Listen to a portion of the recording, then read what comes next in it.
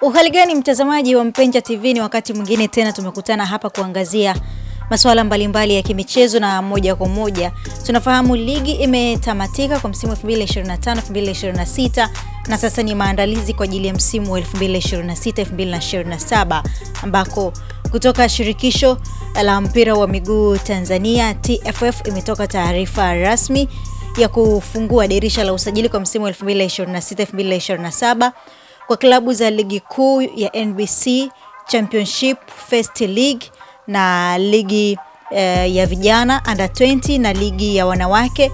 Limefunguliwa rasmi Julai 6 leo hii na litafungwa Agosti 15, 2026 saa 5:59 usiku. Sasa wachezaji wanaoweza kuombewa usajili kwa njia tatu kupitia mfumo wa usajili wa FIFA Connect.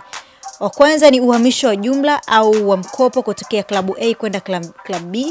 Mchezaji anayoendelea na usajili wake kwa msimu mpya. Usajili wa mchezaji mpya kwenye mfumo.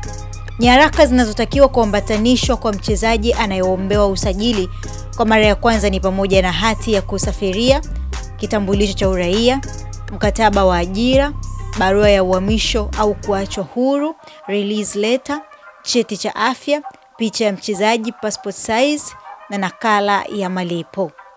Kwa wachezaji wanaoendelea na usajili kwa klabu husika, kuhamishwa jumla au kwa mkopo kutoka klabu moja kwenda klabu nyingine, wanapaswa kuambatanisha mkataba wa ajira, barua ya uhamisho au kuachwa huru, cheti cha afya, picha ya mchezaji na nakala ya malipo. Mchezaji anayeombewa usajili kutoka nje ya nchi anatakiwa kuambatanisha hati ya kusafiria, hati ya uhamisho wa kimataifa, international transfer certificate, mkataba wa ajira, kibali cha kuishi na kufanya kazi nchini, cheti cha afya, picha ya mchezaji na nakala ya malipo. Klabu zote zinatakiwa kuambatanisha nyaraka sahihi zilizokamilika. Yeyote atakayekutana na changamoto kwenye mfumo wa usajili awasiliane na idara ya mashindano ya TFF.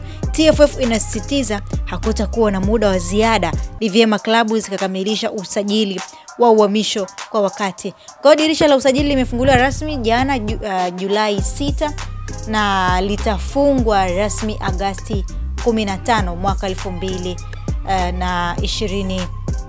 saa 5:59 usiku. Je, tutatarajia dirisha la namna gani? Heka zitakuwaje katika usajili? Tusubiri tuone nyota gani wakubwa ama jina gani makubwa yatakwenda kutikisa katika dirisha hili la usajili. Tusubiri tuone wakati timu zinakwenda kuanza kujiandaa sasa kufanya maboresho kwa ajili ya msimu mpya. Endelea kuifuatilia Mpenja TV. Jina langu ni Teddy Tino.